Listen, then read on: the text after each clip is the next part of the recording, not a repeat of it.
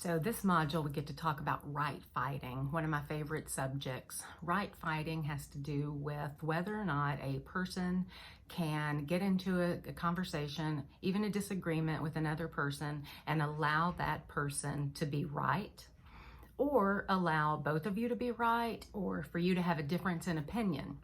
So think about this. If you're talking about a controversial subject, or any subject actually, and before the other person finishes talking, you're already in your own mind formulating what you'll say to rebut what they've said. And ask yourself, am I doing this to prove my point? Am I doing this to prove them wrong? So you may know some right fighters. You may be a right fighter.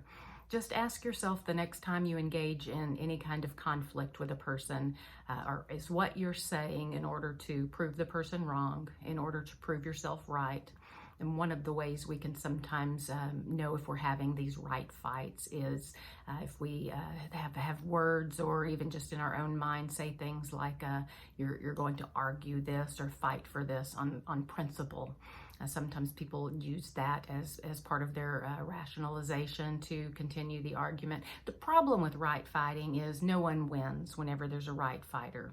There's an old quote that I think is remarkable, and it goes well with right fighting, is that when you're having some sort of a relationship with another person, you can either be right or you can be happy.